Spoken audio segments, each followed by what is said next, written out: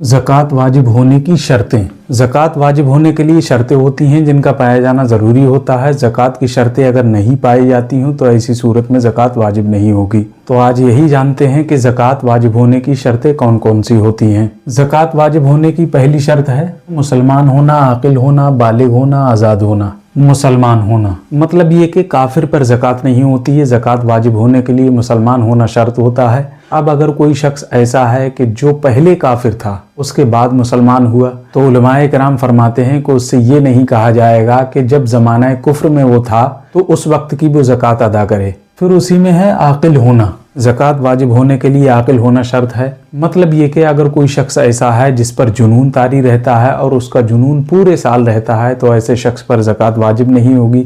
या अगर कोई शख्स ऐसा है जो बोहरा है, उसके बोहरेपन में ही पूरा साल उसका गुजर जाता है तो ऐसी सूरत में उस पर भी ज़कात वाजिब नहीं होगी।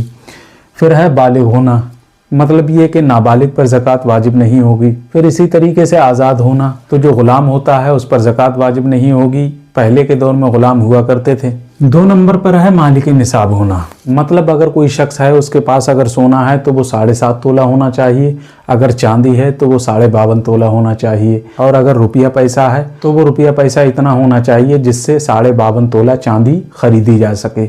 या माल तिजारत है तो माल तिजारत भी इतना होना चाहिए जिससे 52.5 तोला चांदी खरीदी जा सके। अब अगर कोई शख्स ऐसा है जिसके पास थोड़ा सा सोना है, थोड़ी सी चांदी है, थोड़े से पैसे हैं, थोड़ा सा ही माल तिजारत है, मिसाल के तौर पर समझें 2 लाख रुपए का सोना है, 50,000 रुपए की चांदी है, 50,000 रुपया है और 50,000 का माली तिजारत है।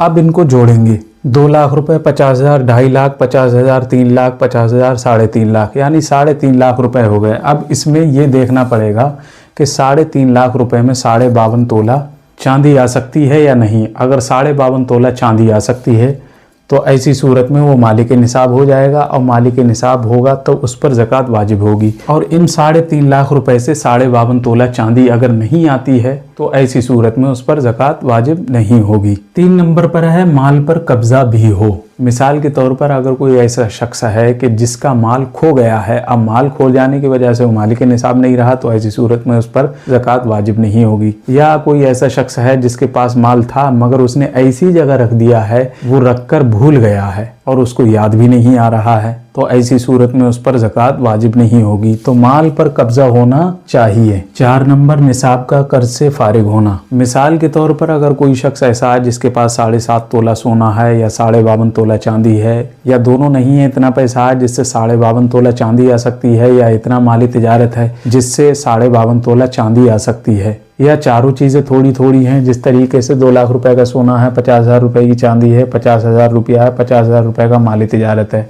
ये बनते हैं 3.5 लाख रुपए। और ये 3.5 लाख रुपए इतने हैं कि बाजार की कीमत के एतबार से 3.5 लाख रुपए में 52.5 तोला अगर चांदी आती है तो ये मालिक निसाब हो गया। अब इस पर इतना कर्ज है कि वो कर्ज जैसे ही अदा करेगा तो ये मालिक निसाब नहीं रहेगा, तो ऐसी सूरत में ज़कात वाजिब नहीं होगी। यानी निसाब कर्ज से फारिग होना चाहिए। 5 नंबर पर है निसाब हाजत असलिया से भी फारिग हो। मतलब ये कि इंसान अपनी ज़िंदगी बसर करने के लिए जिन चीज़ों का इस्तेमाल करता है उन चीज़ों को नहीं जोड़ेंगे। मिसाल के तौर पर अगर कोई घर है तो उसको माइनस कर देंगे, सर्दी और गर्मी के कपड़े हैं तो उनको भी माइनस कर देंगे। इसी तरीके से अहले इल्म के पास जो किताबें होती हैं तो उनको भी माइनस कर देंगे। खाने के लिए गल्ला होता है उसको भी माइनस कर देंगे। इस्तेमाल वाली जितनी भी चीज़ें हैं सबको माइनस कर देंगे। उसके बाद देखेंगे कि मालिक निसाब रहता है या नहीं। अगर इन चीज़ों को माइनस करने के बाद मालिक निसाब रहता है तो वो ज़कात देगा, नहीं रहता है तो नहीं देगा। तो यानी निसाब हाजत असलिया से भी फारिग हो। 6 नंबर पर है माल का नामी होना। माल का नामी होना इसका मतलब ये है कि माल जो है वो सोना होना चाहिए, या चांदी होना चाहिए, या रुपया पैसा होना चाहिए, या माल तिजारत होना चाहिए। ज़कात वाजिब होने के लिए कमरी तारीख का एतबार होगा या शमसी तारीख का एतबार होगा।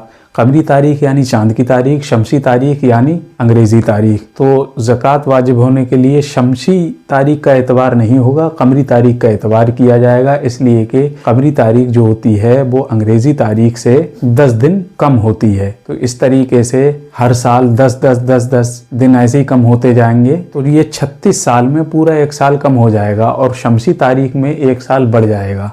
और कमरी तारीख में 1 साल कम हो जाएगा, तो इसलिए कमरी तारीख का एतबार करेंगे, यानी चांद की तारीख का।